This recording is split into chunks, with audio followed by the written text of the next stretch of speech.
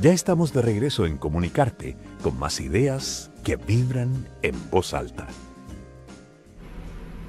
Seguimos hablando de teatro acá en nuestro Comunicarte de viernes y ahora les damos la bienvenida al destacado dramaturgo, maestro también, hay que decir, dirige la Escuela de Teatro de la Universidad Finisterra, en cuya sala se está exhibiendo el reestreno, un nuevo montaje de La Pequeña Historia de Chile. Estamos con Marco Antonio de la Parra. ¿Cómo estás, Marco Antonio? Bien activo, muy contento con este montaje, que ha sido sorprendentemente vital y actual. Uh-huh. Una obra... Además, para mí es una obra muy importante. Yo lo dije el día del estreno. Si yo elijo de las 100 obras que he escrito, las mejores 10 va a estar La Pequeña Historia de Chile. Si elijo las mejores 5 va a estar La Pequeña Historia de Chile. Si elijo las mejores 3 va a estar La Pequeña Historia de Chile. Y voy a tener dudas si elijo una y se queda La Pequeña Historia de Chile. Mira, es una favorita de tu corazón. Sí. Ahora es una obra amarga. Digamos, en términos de lo que expone. Claro que sí. Ahora, es una obra del 94, ya cumplió 30 años La Pequeña Historia de Chile, y yo te decía, cuando recién te sentaste aquí, que es una obra que uno dice, bueno, pasaron 30 años, Chile es otro Chile. Sí. Y al mismo tiempo parece que no tanto, porque la obra sigue siendo tremendamente contingente. Tratemos de viajar a ese momento, a principios de los 90, cuando tú la estabas escribiendo. Sí. ¿Cuáles eran tus reflexiones entonces que derivaron en esta obra? Mira, a mí me interesaba contar la historia de Chile. Hay otra obra que está guardada, digamos, que se llama La Historia de Chile contada por los pobres muertos con el permiso de los ricos vivos. Es una obra enorme que dura como 4 horas, digamos, y esa no es la pequeña historia, esa es la gran historia de Chile. O sea, me interesaba mucho contar la pequeña historia, preguntarme dónde estaba esa historia chica, donde se vivía, y me interesaron mucho los profesores. O sea, me parece que son los portadores, son como los sacerdotes, son como los que llevan el mito, los que conducen a los chicos, a los alumnos, a una reflexión sobre el país. Pero eso está atacado. En el 94 yo lo veía en peligro. Esa memoria estaba dañada, alterada, y no se estaba enseñando adecuadamente, o sea, porque se maltrataba a los profesores sobre todo. Entonces la escribí, me acuerdo, primero fue un artículo de la revista Caras, después fue un ejercicio de improvisación en el Ictus, y después del Ictus, donde sale el monólogo delirante que hay en la obra, no haré auto-spoiler, y después dije, no, vamos a postular a una beca que había en la Fundación Andes, y ahí fui escribiendo fragmentos, los fragmentos que tiene la obra, que son muy claritos, ¿no? La bandera, el país, o sea, todo lo que se ha perdido como seña de identidad de nuestro país. Y lo importante que es tener esa identidad, y no diluirnos, no autodestruirnos.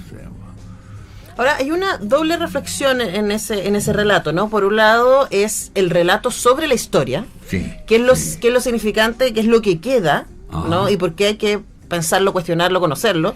Y por otro lado, el relato sobre los profesores. Y estaba pensando que, claro, al principio de los 90... probablemente tu generación todavía estaba dolida por el traspaso, ¿cierto? El comienzo de la privatización de la educación pública, ¿cierto? Claro. Y este desgaste a la que se le ha sometido, y este descrédito a la que se les ha sometido hasta ahora. Luego corte 30 años después, y una de las cosas más dolorosas, yo creo, que de ver La Pequeña Historia de Chile es que sigue siendo tan contingente y tiene tanto que denunciar como entonces. Sí, y además que, como en la obra, no se sabe dónde están los alumnos, no se sabe qué están repitiendo los alumnos y qué están diciendo, y bajo qué consignas y banderas están, que pareciera que empezara la historia con esa generación, y no son capaces como de hacer esa gran mirada a un país que tiene mucho que contar para ser el país que somos, digamos, y esa identidad está destruida. Entonces, esa destrucción, ese mundo fragmentado, está puesto ahora en escena por Pancho Krebs de una manera muy explícita, y con un humor salvaje, un humor que a mí me interesa mucho poner en escena, y con cierta denuncia que me interesa que siga siendo contingente. O sea, me da pena por un lado, que pena sigue siendo contingente, pero lo que le da fuerza a una obra es su capacidad de metáfora. O sea, Chile es una metáfora, la historia es una metáfora, la bandera es una metáfora. Se trató de hacer y se hizo en Ushuaia una pequeña historia de Argentina, y salió una cosa rarísima, y un amigo español llegó a hacer un boceto de la pequeña historia de España, imagínate, con reyes, con otros factores, pero con la misma crisis de identidad, digamos, con la misma pérdida de voz, sobre todo de los profesores, ¿no? Sí. El profesor como esta figura sagrada, lo dicen por ahí, y no hago spoiler con eso, sino que es una frase muy importante ¿por qué nos maltratan? Porque este es el más bello oficio del mundo. Los profesores somos ángeles. Y ese concepto poético a mí me interesaba ponerlo, y es clave, ¿no? ¿Por qué se les maltrata a los profesores? Yo, cuando egresé del Instituto Nacional, postulé a medicina, pero también postulé a pedagogía. O sea, si no quedaba en medicina, quedaba en pedagogía, en biología, directamente. Aunque creo que debía haber postulado a pedagogía en castellano, aunque se llamaba en ese tiempo. La obra, de hecho, está dedicada a un profesor de castellano, a mi tío Edmundo, que fue miembro del Teatro Experimental de la Chile, de los socios fundadores del Teatro Experimental, y no la pudo ver, porque falleció poquito antes de que se estrenara. Y aún así, la obra sigue teniendo tremenda vida, ¿no? Sí. No tengo duda de que tu tío estaría muy, muy orgulloso. Y pensaba en esto, te escuchaba, cuando tú saliste del Instituto Nacional, cuando yo salí del Liceo 1, todavía había esta idea de la importancia que tenía la educación pública. Sí, y el rol, claro, lo importante que eran estas instituciones, ¿cierto? Para formar, en el caso del Instituto Nacional, ¿cierto? A los presidentes, a los líderes del país. Bueno, el Liceo 1 también. Sí, pues la única presidenta salió de ahí. Claro. Pero también es eso, es colegios públicos, ¿no? A los que llegamos, en mi caso, niñitas de clase media, claro, y que pudimos desde ahí tener la posibilidad de, en mi caso, seguir en la educación pública en la Universidad de Chile. Pero hoy día la pregunta de dónde están los alumnos me parece todavía más contingente que hace 30 años, porque incluso las salas de clase, ¿dónde están los alumnos? ¿No? Sí, y están en peligro los profesores, están en peligro los alumnos, están en peligro los colegios. La violencia se ha instalado en los colegios públicos de una manera preocupante. O sea, aquí hay algunas escenas que no son escenas, son ruido de cómo es invadido el colegio, ¿no? Entonces, nuestra educación, nosotros tuvimos colegios que eran gratuitos y tenían el mejor nivel, digamos, y después una universidad también que casi no se pagaba nada. Entonces, yo me formé, incluso alcancé a agarrar las becas que se pagaban, no las becas autofinanciadas, de ahora, que son una ridiculez de eufemismo, sino que se podía estudiar y se podía desarrollar uno sin estar perseguido por algún banco, digamos, o institución por el estilo, digamos. Sí, bueno, y la generación siguiente, yo todavía estoy pagando el pregrado, imagínate. Salí hace un buen rato. Estamos conversando con Marco Antonio de la Parra a propósito de este nuevo montaje de La Pequeña Historia de Chile, que está dirigida por Francisco Krebs y que tiene un elenco. Un elencazo. Espectacular, de verdad, espectacular. Sí. Paula Volpato, Cristian Carvajal, Camila Irane, que está, bueno, están todos muy espectaculares, pero estábamos hablando recién de la Camila Irane, que está irreconocible. Uno se demora un rato en cachar que es ella. Claro. Manuela Yorsun y Mauricio Flores, y aparece por ahí también la voz de Fernando Solís. Exactamente. Tan reconocible. Se dijo una especie de voz de Dios, ¿no? Sí. Que se escucha flotando. Y con Alejandro Miranda a cargo de la composición musical. Es impresionante la música. Es impresionante, sí. Y Pablo de La Fuente en el diseño integral. Y quería preguntarte por eso, porque yo me quedé pensando, ¿no? Corremos el riesgo de irnos todos a vivir al limbo donde habitan estos profesores. Sí. Si olvidamos nuestra historia. Sí, el limbo es el sitio sin historia, ¿no? Es el sitio donde no hay nada. Donde puede que termines en el purgatorio, en el infierno, pero no en el cielo. El limbo es el no rumbo, ¿no? El no destino. Y esa imagen tiene que ver con mis lecturas de la Divina Comedia, digamos. y que se emergió con estos personajes, estos 5 personajes que asombran, y asombra el trabajo actoral. O sea, como dices tú, cuando yo los vi aparecer en el escenario en 5 monstruos, ¿no? 5 monstruos con un grotesco, con la dirección de Pancho Greff, distinto al primer montaje, que tenía un decorado de Susana Bomchil, que ya no está con nosotros, y que era impresionante la escenografía, era operática y monstruosa, y lleno de unos gigantescos tótems de la historia de Chile, de esculturas. Y aquí no, acá es más sencillo pero más terrible. Sí, o sea, uno siente que está en la sala de espera del infierno. Exactamente. Porque por último no están en el castigo, que yo creo que es lo peor, y están todo el tiempo preguntándose si están muertos. Sí. Y a preguntarte por exactamente eso, por tu opinión hoy día, después de que esta obra ha sido montada varias veces desde su estreno en el 94, ¿qué te parece hoy día verla en la propuesta que hizo Pancho Greff con el resto del equipo? Mira, me emocionó, porque la escena final, no hay spoiler en esto, es una lágrima. Es una lágrima, no es un grito alborozado, digamos, no es un alboroto, es una lágrima que cae, digamos, que cae, y Chile es un sollozo.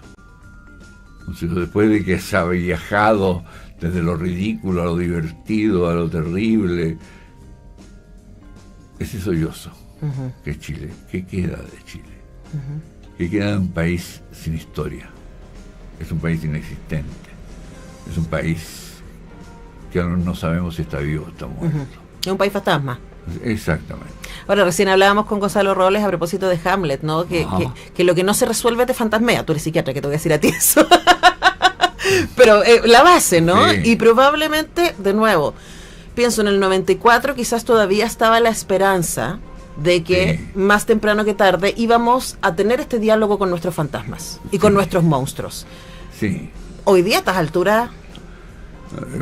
Poco hay de eso. Ahora, el 94 estábamos en la Concertación, ¿no? Que era la cantidad de acuerdos para poder sobrevivir con militares en las calles todavía, saludando militares cuando fui a delegado cultural, cerrando mucha prensa de izquierda.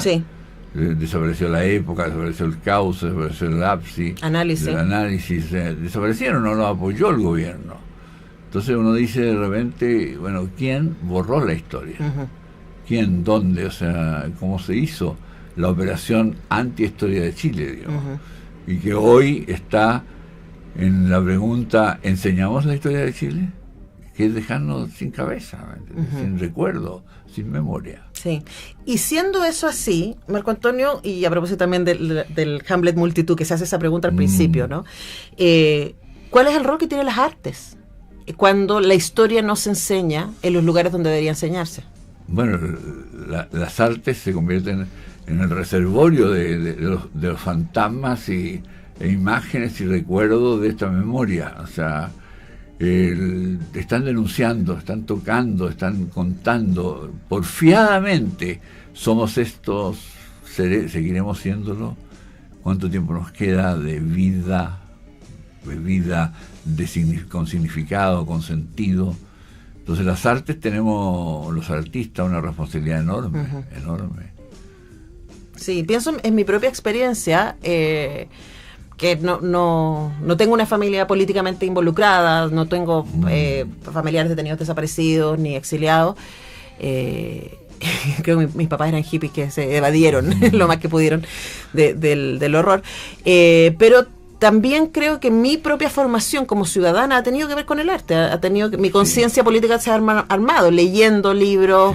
Bueno, trabajé con Juan Pablo Cárdenas 17 años también, entonces, influencia importante, ¿no? Y también estoy pensando en las películas que vi sobre la dictadura y sobre la memoria, ¿no? Y las obras de teatro, entonces también creo que en una generación que está políticamente tomando la distancia y la apatía como su actitud política, el arte puede ser un lugar donde eso sea desafiado, por lo menos. No sé si se rompa, pero por lo menos sea desafiado. Sí, por lo menos. Tú hablas ahí de la historia de Chile y está todo puesto en ello. Por ejemplo, hay una película que está circulando ahora con denominación de origen, exalumno de acá. Es que es muy divertida, es gozosa. No está contando la historia de la dictadura, está contando la historia de una identidad perdida, o sea, denominación de origen. Lo dice todo, digamos, y es una cosa de longanizas, y tristemente se quemó la casa de origen. Y bueno, la van a reconstruir, pero la historia de las longanizas es una metáfora preciosa de un país que necesita denominación de origen. Somos eso, venimos de acá, venimos de allá. En la historia de Chile contada por los pobres muertos con el permiso de los ricos vivos, que espero que con Pancho Krebs la podamos poner en escena alguna vez, cuenta eso, ¿no? O sea, ¿quiénes son la gente que está en condición de calle, los mendigos, los locos, que son capaces de contar verdaderamente la historia? La historia, incluso ahí yo recorrí la historia de Chile desde Gonzalo Viala a Gabriel Salazar, digamos. Recorrí libros, lo armé, esa gran historia.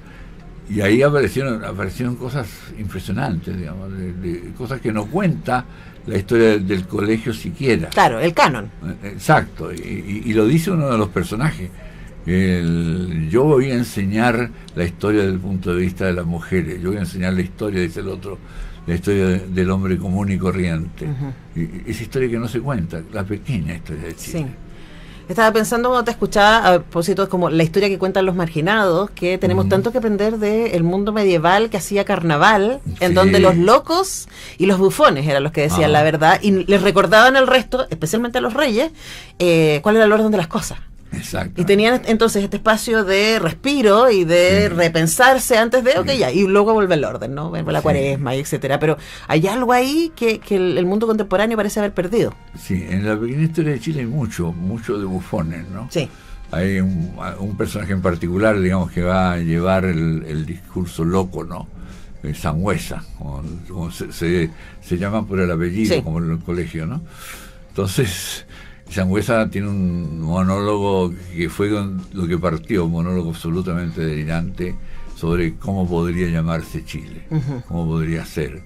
Y bueno, y pasan muchas otras cosas, o sea, es un rodar de acontecimientos la obra que sorprende al público, lo que me gusta, sorprende todavía, lo que no sé si me gusta tanto, pero por otro lado, una obra de teatro, si cobra dimensión de clásico, y por el programa apoyado por el Ministerio, se trata de eso, escoger obras que tengan ese peso, ya va a contar siempre una historia vigente y que siempre va a ser actual.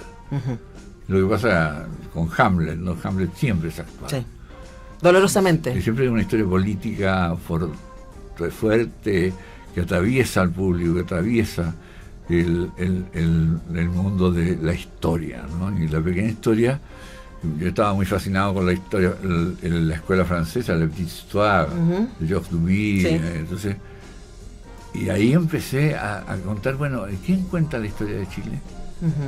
Y me maravillaron los profesores que cuando un profesor es bueno, te cambia la vida. Sí. Hay profesores que han sido tan maltratados que no son buenos, pero hay otros que son maravillosos y son los que te dicen, sí, yo quiero ser escritor, quiero ser médico, quiero ser político, quiero ser estadista. Tú nombraste el Instituto Nacional, donde uno le enseñaban para ser ministro o de presidente de la República. ¿Sí? Pero uno también podía hacer otras cosas. En el Instituto Nacional había en ese tiempo un centro de estudios sociales, donde se enseñaba política dura. Y fuera de la Academia de Teatro, la Academia de Letras, donde estuve yo que estaba en el curso biológico, egresé como el mejor alumno humanista, con la rabia de todo el sector humanista. Decían, ¿qué hace aquí? Bueno, pero también esa es una pregunta que da para otra conversación, Marco Antonio, de la necesidad de tener el cruce respecto, o sea, tú eres psiquiatra y eres dramaturgo, entonces es como claramente una cosa ha alimentado a la otra de manera consistente, y hemos podido ver los resultados de eso. Ahora, se me va la entrevista, quiero recordarles que la pequeña historia de Chile está para verse en el Teatro de la Finisterra, que está ahí en Pocuro, casi en la esquina con Pedro de Valdivia. mantiene. Yo le decía a Marco Antonio que me encanta que tienen funciones los domingos. Sí, a las 7 de la tarde, sábado y domingo. Sábado y domingo a las 7 de la tarde. Pueden conseguir sus entradas en Ticket Plus. También hay funciones los jueves, los viernes. Sí, a las 8:30 de la noche. Y el sábado y el domingo a las 19 hay funciones hasta el 3 de agosto, así que todavía quedan 3 semanas de funciones. Y va a haber luego giras por el país y esperamos, por el éxito que han tenido, que la podamos poner de nuevo. Bueno, esperamos, porque ha dado un resultado, explotó rápidamente la obra, que no es habitual. No. Entonces está de pronto ya con público y con movimiento y con gente que dice cosas y que esta obra nos importa, que esta obra es la obra de Chile, y yo me quedé anonadado cuando vi el estreno y estaba la obra viva, ¿me entiendes? Sí, lo que es hermoso y doloroso al mismo tiempo, pero por lo mismo necesitamos ir a vernos y salir pensando, así que les invitamos a que vayan a ver La Pequeña Historia de Chile en el Teatro Finisterra. Se pueden conseguir las entradas en Ticket Plus, aprovechen porque efectivamente están yéndose muy rápido, todavía quedan 3 semanas de funciones. Marco Antonio Laparra, qué honor conversar contigo, muchas gracias. Muchas gracias. Nosotros vamos a la música y ya regresamos para hablar de representaciones de la masculinidad en las telenovelas. Mire cómo se viene eso.